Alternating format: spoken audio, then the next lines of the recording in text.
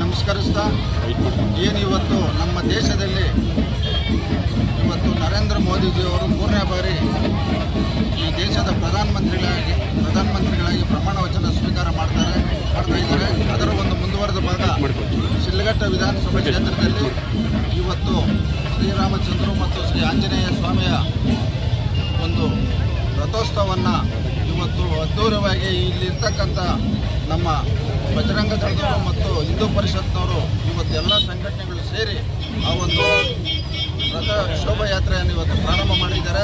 ಆ ಒಂದು ಶೋಭಾಯಾತ್ರೆಯಿಂದ ಈ ನಾಡಿನ ಜನತೆಗೆ ಒಳ್ಳೆಯದಾಗಲಿ, ಈ ಮುಂದೆ ಈ ದೇಶದಲ್ಲಿ ಒಳ್ಳೆ ನರೇಂದ್ರ ಮೋದಿಜಿಯವರು ಒಳ್ಳೆ ಆಡಳಿತವನ್ನು ಕೊಡಲಿ. ಈ ರಾಜ್ಯದ ಮಾಜಿ ಮುಖ್ಯಮಂತ್ರಿಗಳು ಈಗ ಕೇಂದ್ರದಲ್ಲಿ ಸಚಿವರಾಗ್ತಿದ್ದಾರೆ. ಇದರ ಒಂದು ಬೆನ್ನೆಲೆಯಲ್ಲಿ ಇವತ್ತು ಇಡೀ ರಾಜ್ಯದಲ್ಲಿ ಇವತ್ತು ಒಂದು ಆಚರಣೆಯನ್ನು ಸಂಭ್ರಮದಿಂದ NDA ಮೈತ್ರಿಕೂಟದ ಅಭ್ಯರ್ಥಿಗಳು ಇವತ್ತು ಈ ಒಂದು ಕಾರ್ಯಕ್ರಮವನ್ನು ಹಮ್ಮಿಕೊಂಡಿದ್ದಾರೆ.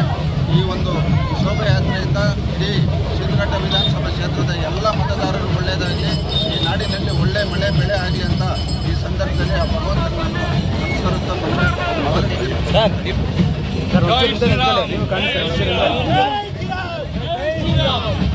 ಈ ದಿನ ಏನು ವಿಶ್ವದಲ್ಲೇ ವಿಶ್ವ ನಾಯಕ ಪ್ರಧಾನಮಂತ್ರಿಯವರು 3ನೇ ಬಾರಿ ಪ್ರಧಾನಮಂತ್ರಿಯಾಗಿ ಆಯ್ಕೆಯಾಗಿ ಒಂದು ಪ್ರಮಾಣ ವಚನ ತಗೊತಾ ಇದ್ದಾರೆ.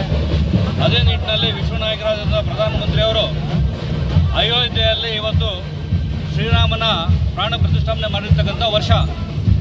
ಸುಮಾರು 500 ವರ್ಷದಲ್ಲಿ ಆಗದೇ ಇದ್ದಂಥ ಕೆಲಸ ಪ್ರಧಾನಮಂತ್ರಿಗಳು ಮಾಡಿ ಶ್ರೀರಾಮನ ಪ್ರಾಣ ಪ್ರತಿಷ್ಠಾಪನೆ ಮಾಡಿ, ಅದೇ ನಿಟ್ಟಿನಲ್ಲಿ ಇವತ್ತು ನಮ್ಮ ಶಿಡ್ಲಘಟ್ಟ ತಾಲೂಕಲ್ಲಿ ಇವತ್ತು ಸುಮಾರು ಎಲ್ಲ ಪಕ್ಷಾತೀತವಾಗಿ ಎಲ್ಲರೂ ರಾಮನ ಭಕ್ತಿಯನ್ನು ಇವತ್ತು ಪ್ರದರ್ಶನ ಮಾಡ್ತಕ್ಕಂಥ ದಿನ.